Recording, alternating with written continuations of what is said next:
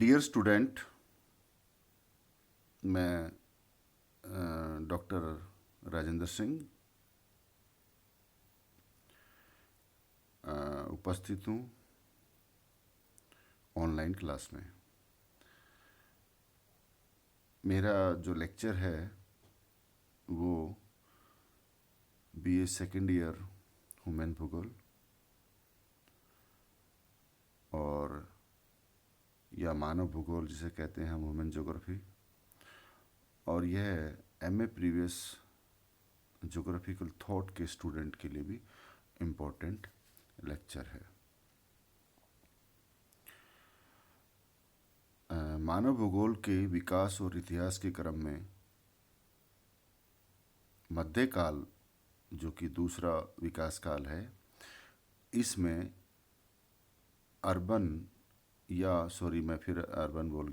अरब भूगोल वेत्ताओं के कंट्रीब्यूशन पर हम चर्चा कर रहे हैं। इसका ये तीसरा लेक्चर है। अरब भूगोल वेत्ताओं के कंट्रीब्यूशन या योगदान को हमने 9 पॉइंट्स में डिस्ट्रीब्यूट किया था, जो निम्न है। प्रथम, जो प्राचीन भौगोलिक ज्ञान की रक्षा, खगोलकी में विशेष प्रगति, गणितीय भूगोल के क्षेत्र में योगदान, अक्षांश और देशांतरों की शुद्ध गणना और भौगोलिक वर्णन ग्रंथ, ये मैंने पूर्व के लेक्चर में आपको विस्तार से समझाए हैं।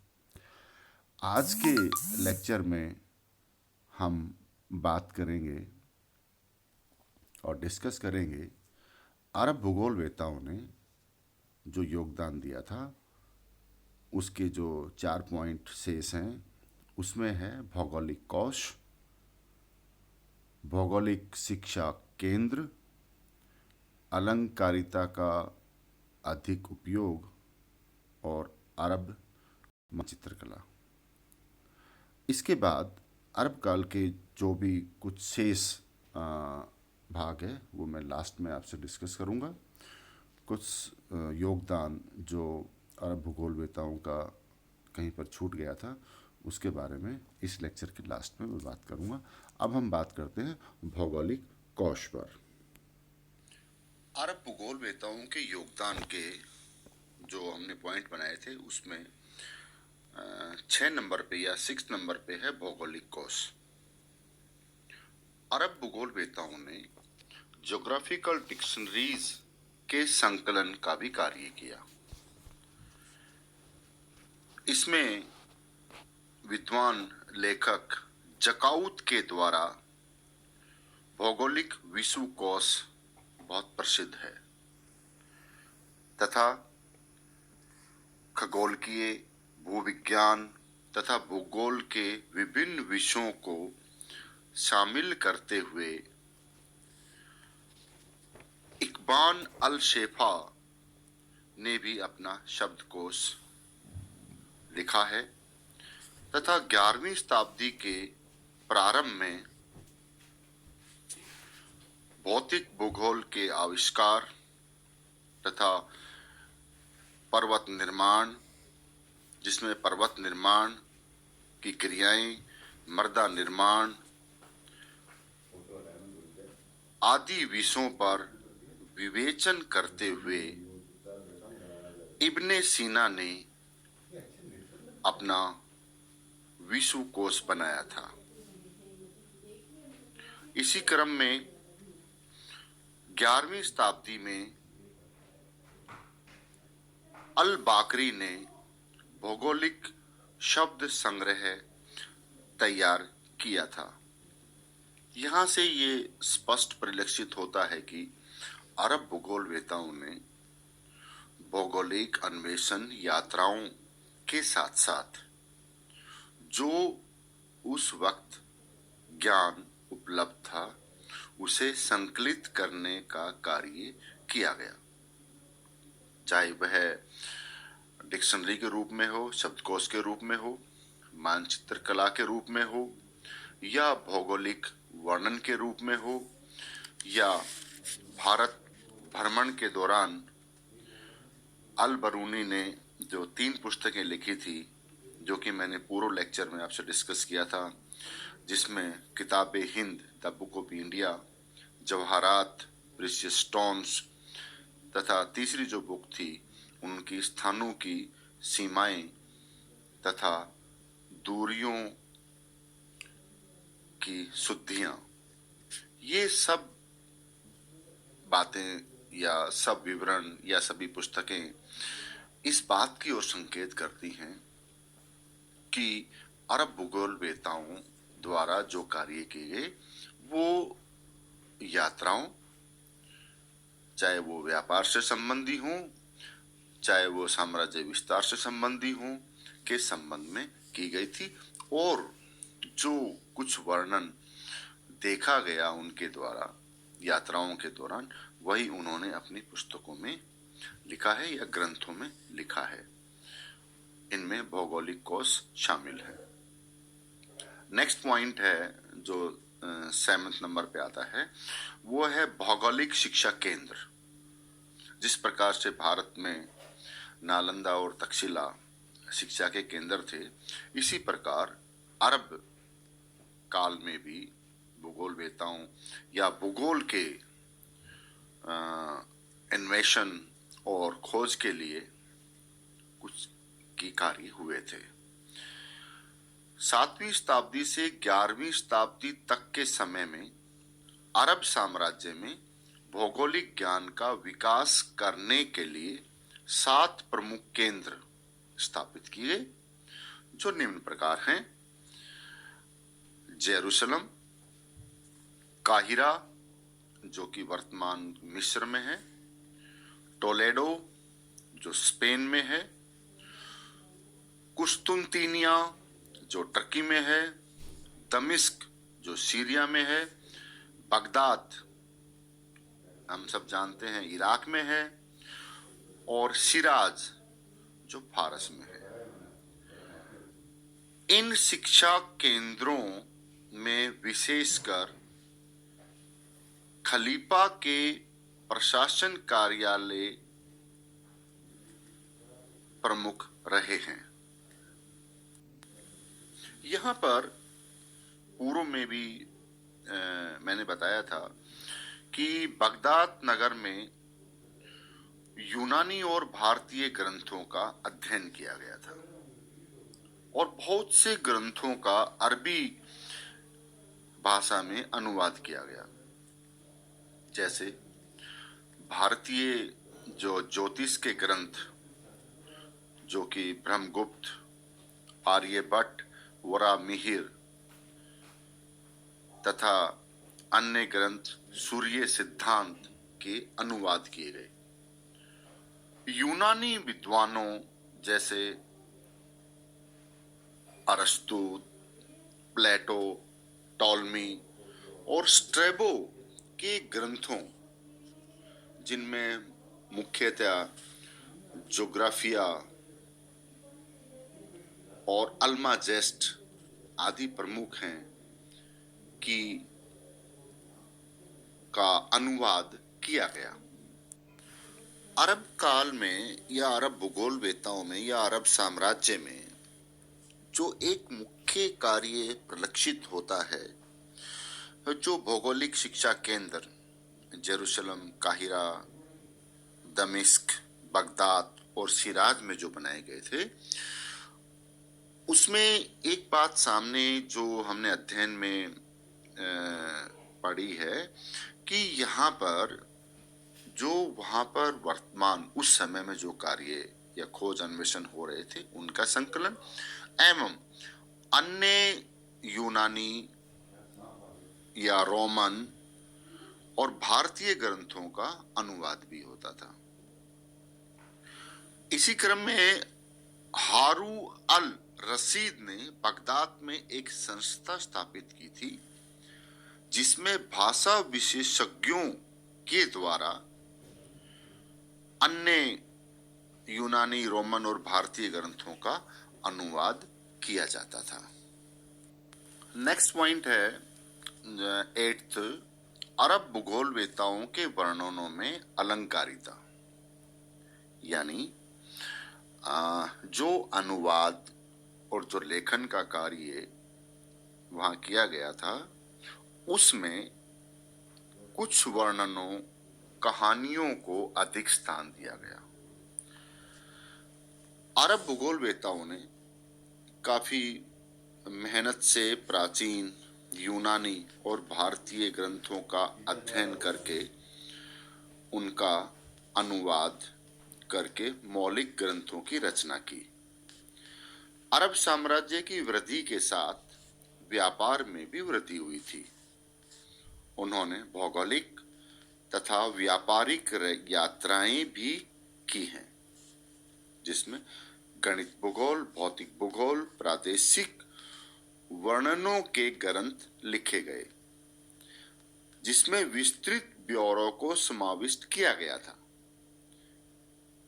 तथा वातावरण और मानव के पारस्परिक संबंधों पर भी विचार व्यक्त किए गए हैं। परंतु अरबों के भौगोलिक वर्णन में एक त्रुटि जो हमारे सामने आई है, उसमें भाषा को अत्यधिक अलंकृत करके लिखा गया है और कहानियों का भी उल्लेख है। इसलिए भौगोलिक एवं ऐतिहासिक तथ्यों में बहुत सी काल्पनिक बातें भी सम्मिलित की गई हैं। इस कारण अरब में भूगोल एक वास्तविक विज्ञान का रूप नहीं ले सका, जो कि पूर्व में जो हमारा चिर सम्मत काल था, जिसमें यूनान और रोम या ग्रीक हम जो नाम यूज करते हैं, वहां पर जो विकास हुआ था वो विकास इन अरब भूगोलवेताओं के पास होते हुए भी, हालांकि उन्होंने गणित, खगोलिकी और व्यापार के क्षेत्र में काफी कार्य किए हैं। नेक्स्ट पॉइंट है 9th, मानचित्र कला, मैपिंग ऑफ द एरियाज। अरब भूगोलवेताओं ने जो ज्ञान प्राचीन युग के यूनानी और रोमन मानचित्रों की प्रणाली से मिला था, उसे आगे बढ़ाया। यूरोपीय देशों ने ईसाई भूगोलवेताओं के प्रभाव के में जो मानचित्रों को बाइबल और धर्म ग्रंथों में लिखित धार्मिक विश्वास के आधार पर बड़े गलत तरीके से बनाया गया था, और उसमें यह भी बताया गया कि पृथ्वी के मानचित्र पर ईसाई धर्म के जो उद्गम क्षेत्र है वह एक पवित्र भूमि है या हॉली लैंड है, तथा स्वर्ग और उसमें बाग भी प्रदर्शित किए थे। परंतु अरब भूगोलवेताओं ने अपने मानचित्रों में को बनाने में इस प्रकार की जो त्रुटियां थी या जो दोष थे वो नहीं किए हैं। ईसाई भूगोलवेताओं ने जो अभी मैंने आपको वर्णन बताया कि जो मैप बनाए थे वो वर्ताकार बनाए थे, और उसी में हॉली लैंड को मध्य में बताया था, स्वर्ग भी बताया, 4 नदियां बताई। वो सब मैं एक अलग से एक टॉपिक पे डिस्कस करूंगा, जो कि एक अंधकार, the dark age of geography का पार्ट है। मैं उसमें आपको विस्तार से बताऊंगा। यहाँ पर अरब भूगोलवेताओं ने वो त्रुटि नहीं की जो कि यूरोपीय देशों के ईसाई भूगोलवेताओं या मानचित्रकारों ने की थी। अरब विद्वान खगोलिकी, गणित और ज्योमिति यानी ज्योमेट्री में यूनानियों से भी काफी आगे थे। इसके अलावा वे कुशल भूगोलवेता और मानचित्रकार थे। उन्होंने स्ट्रबो की ग्रंथमाला ज्योग्राफिया के 17 ग्रंथों का तथा टॉलमी की खगोलिकी ग्रंथ अल्माजेस्ट और ज्योग्राफिया सेंटैक्सिस का अरबी भाषा में अनुवाद किया और टॉलमी के मानचित्रों के अरबी संस्करण तैयार किए थे।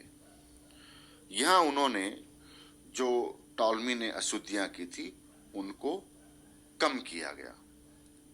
इसके अतिरिक्त अरब ज्योग्राफर्स ने भारतीय ग्रंथों से भी पूर्ण ये लाभ उठाया।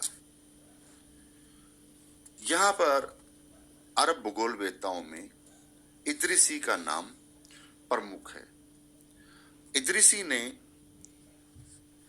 मानचित्र कला में महत्वपूर्ण योगदान दिया। अरब भूगोलवेत्ताओं में अल इदरिसी का नाम प्रमुख है, जिन्होंने सिसिली में 15 वर्ष मानचित्रों का संकलन कर उनकी व्याख्या करने में व्यतीत किए। इदरिसी ने 70 पृष्ठों 70 पेजेस का विश्व एटलस भी बनाया था, जिसमें उन्होंने विश्व के प्रादेशिक भूगोल के तथ्यों को व्यवस्थित क्रम में प्रस्तुत किया। अरब मानचित्र कला में अल इदरिसी के मानचित्र का महत्वपूर्ण स्थान है। इदरिसी ने न केवल मुस्लिम ग्रंथों का अध्ययन किया, वरन उन्होंने ईसाई ग्रंथों का भी अध्ययन किया था। इदरिसी सिसिली के बादशाह रोजर द्वितीय के दरबार में रहते थे, जहां उन्होंने 1154 में संसार का मानचित्र बनाया, जो कि एक आयताकार प्रक्षेप पर आधारित था। इस मानचित्र में पूर्ववर्ती मानचित्रों की अपेक्षा एशिया के कैस्पियन सागर, अरल सागर आदि का प्रदर्शन अधिक शुद्ध था। अफ्रीका की आकृति ज्यादातर टॉलमी के अनुसार प्रदर्शित की गई थी, वैसे ही उन्होंने बनाया। अन्य मुस्लिम मानचित्रों की तरह इदरिसी मानचित्र में भी दक्षिण दिशा को ऊपरी सिरे की ओर रखा गया है। इदरिसी ने यह भी अनुभव किया कि जैसा कि यूनानियों ने जलवायु के आधार पर 5 जोन बनाए थे, इन्होंने उसको परिष्कृत कर जलवायु वर्गीकरण या क्लाइमेट जोन का विवरण 7 भागों में किया है। डियर स्टूडेंट, अरब भूगोलवेत्ताओं में इदरिसी का मानचित्र कला में महत्वपूर्ण योगदान, जिसके बारे में अभी हमने बात की है। इसके अलावा अबू जैद बलखरी के द्वारा खुरासान की जलवायु का वर्णन मानचित्रों सहित किया था तथा अल इस्तखरी ने विभिन्न देशों की जलवायु पर पुस्तक लिखी, जिसमें उन्होंने कलर्ड मानचित्र के द्वारा अपने वर्णनों की पुष्टि की थी। इन्होंने अपनी दूसरी पुस्तक रास्ते और ममालिक, रूट्स एंड कंट्रीज में विभिन्न देशों की धरातलीय रचनाएं, धार्मिक व्यवस्थाएं, नगरों तथा मार्गों का वर्णन किया है। भूगोलवेत्ता इब्ने हाकल ने अनेक भौगोलिक यात्राओं पर 2 पुस्तकें, पृथ्वी की आकृति शेप ऑफ अर्थ तथा संसार के देश कंट्रीज ऑफ द वर्ल्ड, जिसमें देशों का सामान्य भौतिक और आर्थिक भूगोल का वर्णन किया है। इसी क्रम में अन्य भूगोलवेताओं का जो योगदान है वो भी महत्वपूर्ण है। अरब भूगोलवेताओं द्वारा टॉलमी की रचनाओं का अरब भाषा में अनुवाद किया गया तथा उनका नाम अल मेस्तगी रखा गया था। इसके अलावा इब्न बतूता तथा इब्न खालदून का भी भौगोलिक योगदान उस काल में प्रमुख रहा है। डियर स्टूडेंट, मैंने मेरे इस व्याख्यान सहित 3 व्याख्यान जो कि मध्यकाल के संबंध में आपके सम्मुख रखे हैं। इनमें जो मध्यकाल का जो मुख्य डार्क एज के बाद में जो काल रहा है वो अरब भूगोलवेताओं का रहा है। अरब भूगोलवेताओं के कंट्रीब्यूशन को या उनके योगदान को मैंने अपने 2 लेक्चर्स में कंप्लीट किया है। ये इसके बाद में हम जो नेक्स्ट लेक्चर पर डिस्कस करेंगे या तो वो हम करेंगे डार्क एज, अंधकार युग, या फिर वर्तमान भूगोल पर चर्चा करेंगे। यहाँ मैं आपको बता दूं, वर्तमान जो या आधुनिक भूगोल जो भौगोलिक विकास के क्रम में तीसरा स्टेज है। फर्स्ट एंशिएंट, सेकंड मध्यकालीन और तीसरा वर्तमानकालीन। इसमें अमेरिकन भूगोलवेता, फ्रांसीसी भूगोलवेता, जर्मन भूगोलवेता और अमेरिकन भूगोलवेता, ये भी एक काफ़ी इम्पोर्टेंट डिस्कशन होगा। तो आज के लिए इतना ही। Thank you. जय हिंद।